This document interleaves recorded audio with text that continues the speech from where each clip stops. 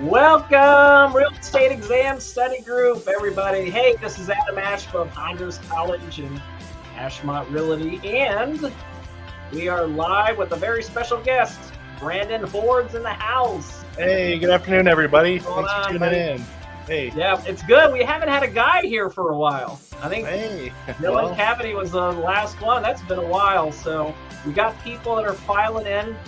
Brandon passed his test. It's been almost 3 weeks ago, but he's going to give us the lowdown, dirty secrets of what's going on. And if you have any questions for Brandon, it's 1 o'clock Eastern time. So ask him those questions, and he's going to give us all the tips and tactics that helped him pass the real estate exam the first time right after this.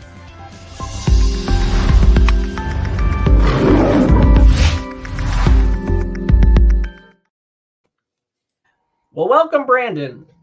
Thanks so much, Adam. I appreciate you having me on. Yeah, no, it's great. Thanks for jumping on and help answer some questions for some students, soon to be agents like yourself. And it does really help. And everyone's excited. And, it's great. You're also a member of the study group. So let's tell us a little bit about you, Brandon. Tell us about where you live, what you do. And Sure. Yeah. So my wife and I, I'm married. We don't have any kids. We live in Canal Winchester over here in the southeastern side of Columbus on the way to Hocking Hills there. We love it. It's a small town, but it also, we're only 20 minutes from downtown and most things in Columbus.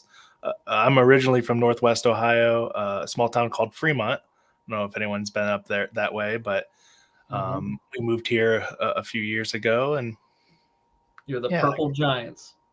Yeah, the Purple Little Giants. Yeah, Fremont. I forgot the little part. Yeah. I have good friends in Fremont, so yeah. Oh, nice. Yeah. So we moved down here. I worked before I was in real estate in compliance for 8 years at credit unions, and then just decided to make a leap. So here I am. Yeah. Well, welcome to the real estate world. So no turning back now. No turning back. No, sir. You came too far. So you took your exam 3 weeks ago. Correct. Right? End of December. Yep. Yeah. Where did you do your classes at? So primarily, I did my coursework at Hondros, of course. Okay. I did most of my classes online, but I did go in for a few classes when I could because the in-person lectures really kind of drove it home, and it was nice to network with other budding, aspiring realtors, and the teachers too had a lot of expertise. So, yeah. So you did most of it online, but then you did pop into certain classes. Yep, correct. And that's one thing I loved about the Hondros experience is they make it so easy to do the hybrid approach. You can go attend, one class in person, then go to online for the next module, and you can mix and match. So that's really convenient. Yeah, I think so. What classes did you attend? How did you decide which, and why did you do that, I guess? So yes. So I did all of Principles and Practice online, and I was having a good experience, but I was like, I really want to be a little more immersed into the real estate world, kind of network, see what the in-person classes are like. I knew real estate law might be also a little more dense, and it might be, so I went in person for a couple of the law sessions that I was able to attend, and, that was really useful. So there was not a super hard rule to, when I would go in versus home. Basically, if I was available, I would go into a class. But if I was busy during the day, I would just do the modules online. So yeah, it makes it really flexible to do it that way. Yeah, especially too, like, when you're teaching in the winter and it's cold on a night, I teach a lot of night classes, and if like the weather's bad, like just stay home, and you can just do it online tomorrow or the next day or that night and just make up that module if you need to. So it makes it's really flexible for that. Yeah. And I like how I started during the middle of a cycle, because Hondros kind of like cycles how they do the in-person classes, like the order and when the sessions are available, So if you start halfway through the cycle and you want to attend principles and practices in person, you'd have to wait until the next time. Yeah, right. It's only usually like a month apart, but still, it might. So that also kind of contributed to that. But if you, I don't know what exactly it is, Adam. You could speak to this more than I, but I think in like a month, if you do the full time, you could take all 4 classes, can't you? Yeah, you can. Yeah, you could have 120 hours done in a month. Yeah, for sure. But you're right. If you missed, say you got sick or you had car trouble or something like that, you didn't have a babysitter, then in the old way of doing it, you would miss it. You'd miss that cycle, and you'd have to wait another Right. month. So, and one thing is, and I can't stress, is just get in and get out as fast as you can, because you'll forget a lot of this stuff. So, but we got 7-8 people on right now. If you have any questions for Brandon, just send a comment question, and we'll have them answer it live. Yeah, please. I'm more than happy to answer anything. I mind. agreed to do this. It's a nice opportunity to pay it forward. So many people have That's great. done so much for me already in my career. So love to answer questions. Yeah, Brandon would be happy to. He's nice. I vetted him. He's very nice. So thanks, Adam. So, well, when did you? So you got started in August. Correct. But you didn't really get started until October? Correct. Okay. Yes. All right. So that's right. About 2 months to get through it all. So I knew I wanted to do real estate. I wasn't quite ready to be done with my job at that time, and so, but I wanted to get started. So I signed up for the package. Hondros made it really easy to get my books, and then I kind of dabbled into it, and then I was like, okay, this is really cool. The proof of concept was there. I really love this. Financially, my wife and I can handle it, and so then just kind of went for it full time, and I'm super happy with the decision. So we got someone's asking a question. So we're gonna move forward because they're pushing us forward on these questions. Oh, please. We got more coming through. Would you recommend? We're going a little off topic, but let's answer them as they come in. No, please. Would you recommend, Brandon, CompuCram or taking the practice test revised by Hondros? So I think a better way for me to answer this is just to kind of discuss how I approach practice exams. So with my Hondros online package, they had 4 online practice exams available in that. I took all 4 of those in a timed setting, like as if they were the real test. And then I also attended the in-person crammer session, which was extremely helpful. It's like a 6-7 hour day, plenty of breaks, but you take a simulated exam in the morning, then you go over it question by question in the afternoon. I found that immensely helpful. So, okay. The next one was which is more affected? I think it's CompuCram. But what's your opinion? I think you kind of answered that. So sure. You did. Let's talk about did you did CompuCram? Did you buy the package, Brandon? Yes, I bought the package. I didn't get the vocabulary word. Sorry, I'm looking up at my bookshelf, but I do have okay. But I do have the 2 crammer books as well, which I worked through. I found that the National Sales Crammer Workbook has has like probably 1,000 vocabulary words in there. Since I didn't have the flashcards, I just used that book to go down line by line and made sure, just studied them till I could recite what they were. So, okay. So you did you buy? So you obviously did the crammer. Yes. In person, or did you do it live stream? I did it in person. I went to an in-person session. Okay. Yeah, I think the crammer is really important to do. Did you feel that way too, Brandon? I did. And for me, I know that they say you should take it with maybe a few days or, a week or so before the exam. But I actually, the way it worked out is mine was the day before the exam. Okay. Did you feel burned out or tired when you took your exam?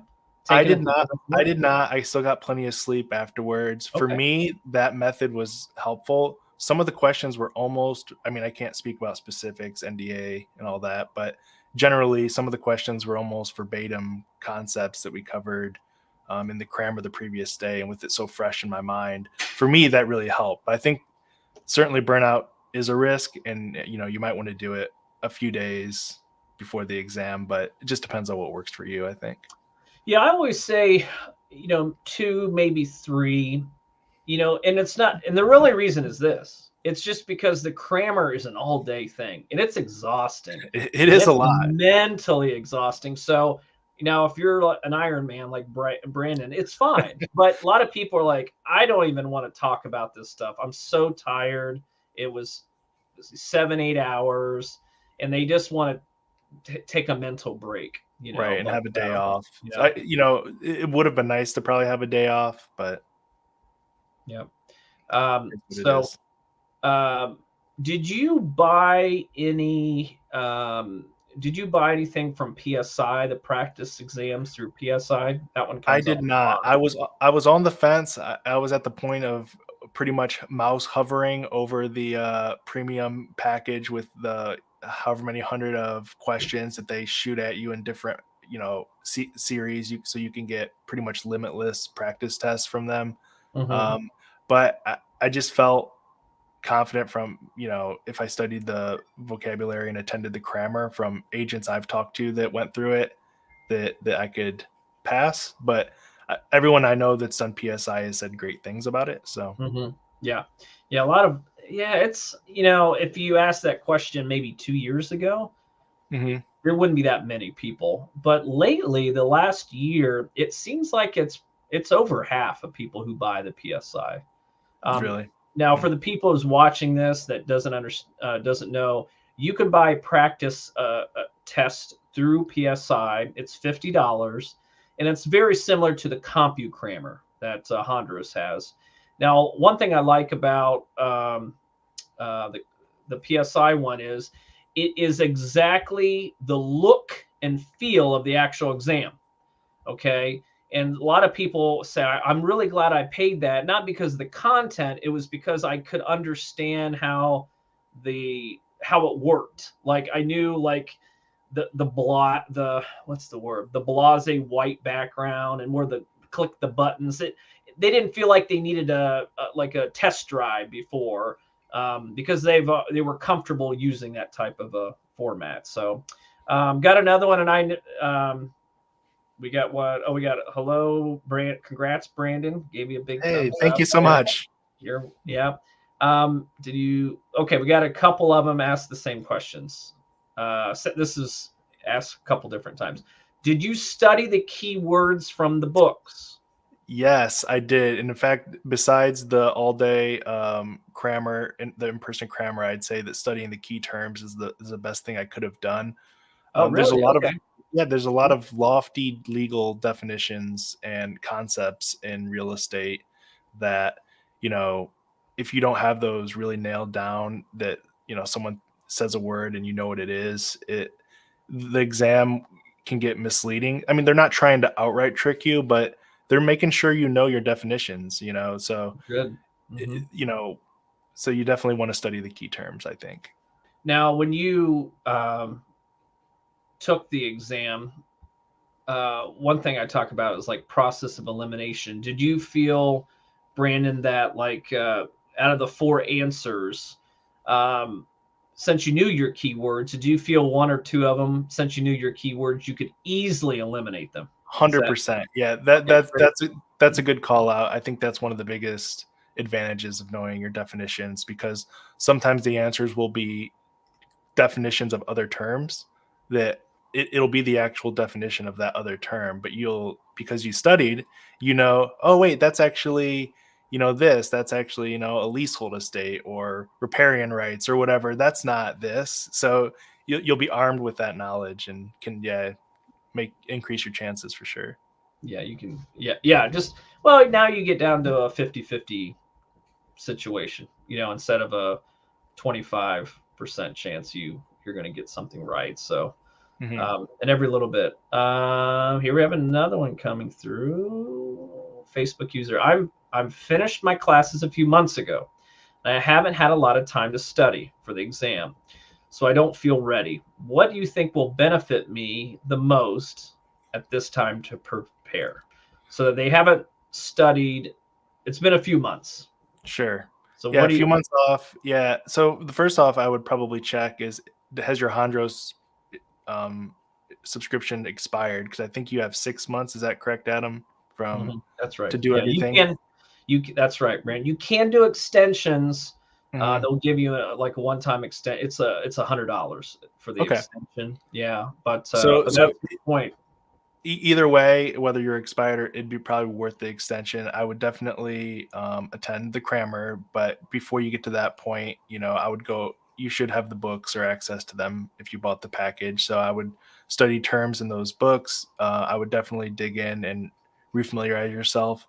Uh, if you're kind of getting back into it, the PSI option might be useful for you as well, because that'll let you get back into things pretty quickly. So. Yeah, no, that's a good one, and that happens a lot. People who and and I hate it, but if you're removed from this information, and Brandon, you can Yeah. chime in here, but if you're removed from this information, and they said thank you, Brandon. Hey, no problem. If you're removed from this information for a few months, I'm not saying you're starting back at ground zero again, but you've lost a lot of it. You might want to approach it from I kind of got to start over, and just start going through it again. And just it doesn't help going through it again by just stalling out halfway. Really look at your calendar and what's going on in your life to start dedicating a good month of refamiliarizing yourself. And Because that's a good point, Adam. Is definitely, we can talk about specific tools, but I think with this test and a lot of tests like these, everyone is looking for a silver bullet, myself included, in a previous life, but there really isn't one. You got to sit down, you got to look at the material, you got to spend some time with it. You don't have to spend 8 hours every day, but if you have a half an hour, put that time in. You got to be committed to investing the time to study. Is just the unfortunate, not exciting truth. That's true. Yep. So Yeah. No. So, kind of recap on the pros. You did yeah. it. You did majority of it online. You did Mhm. sit in a couple classes. Yep. Um, you did the CompuCram or So no? I didn't do the formal You, CompuCram, but you I did did do not. the four. I did the four 100 Got it. question practice That's right. tests Hondros Okay, that provided. was with your package. Okay, no Yeah. CompuCram. Just did the end of the chapter tests, Well, and you yeah, they're not the end of the chapter ones. There's four distinct 100 question like at the standalone, very end of the. Okay, the, like in your list of courses, like where it tells you principles and practice law. There's actually a class that just says real estate practice exams. When I clicked on that, it gave me four options, and so I went through those, and mhm. some of those questions were actually on the in-person crammer Okay. test. So Yeah, and that was part of the package. You didn't pay extra for those. no, Right. Okay. but they were helpful. Good. So Okay. And then the keywords. You really focused a lot on the keywords. yes. Okay. Yeah, if you have the Kramer book, it's the whole first half of it is vocabulary, and that was very helpful. Hit that quite a bit. Great. How next?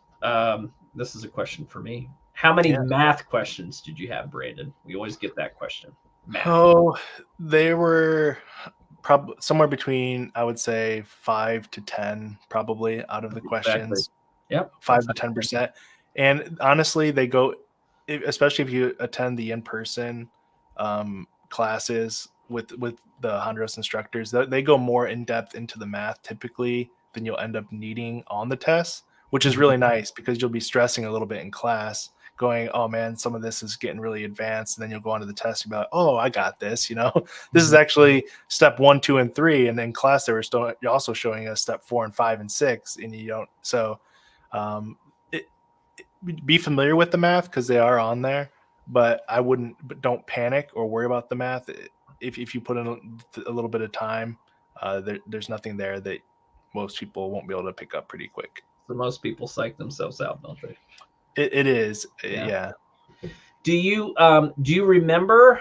I'm surprised no one's asked this question. Do you remember any particular math question that you had? like one that you got right or wrong, or you were So like, oh, one, I remember these three were on there. I remember this. Yeah.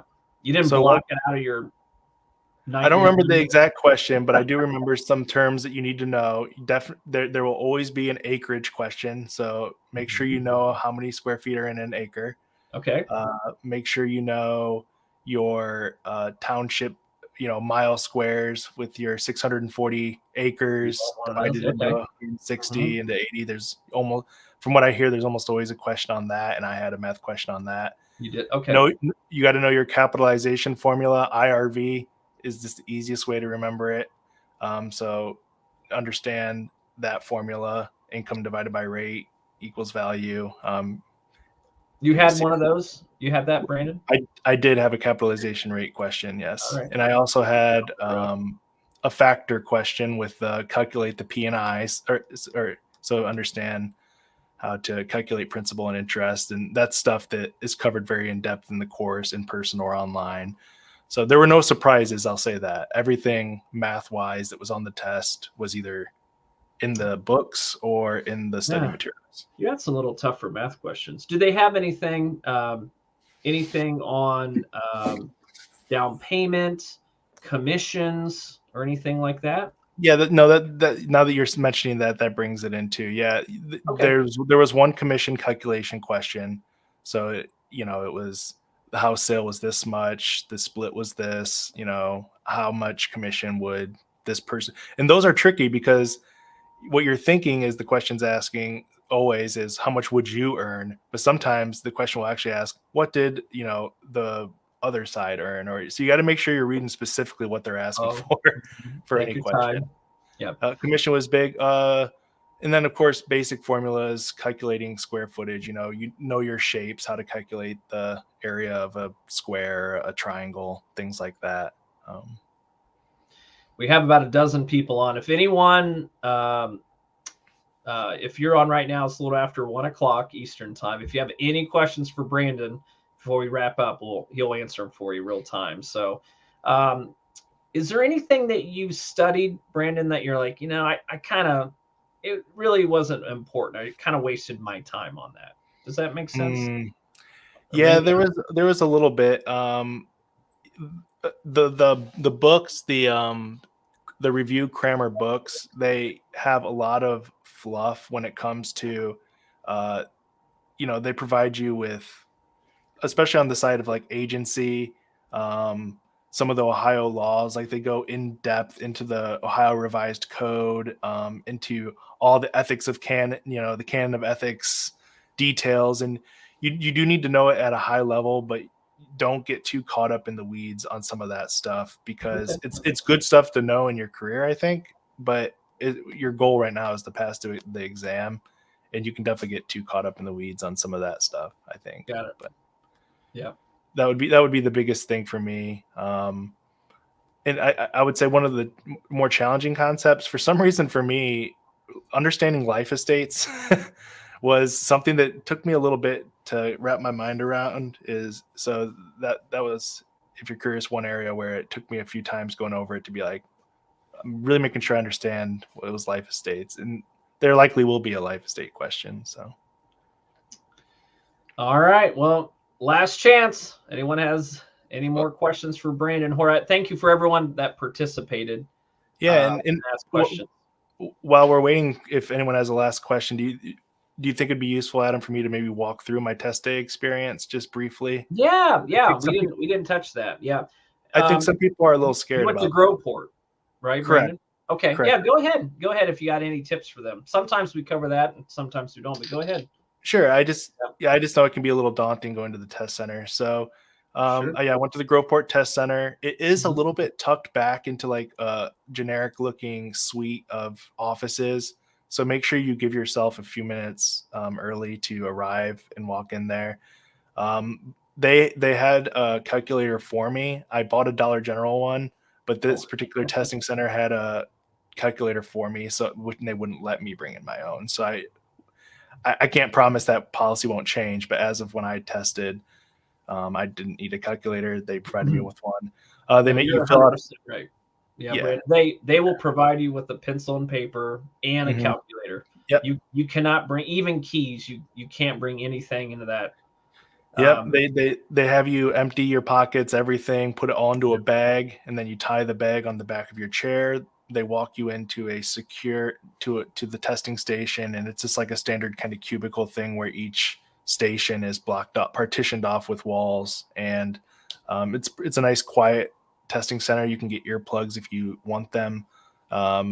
If coughing and stuff, can throw you out of the groove. So they're very professional there at Groveport. It is an easy process. So if anyone's fretting about that, I wouldn't worry about it.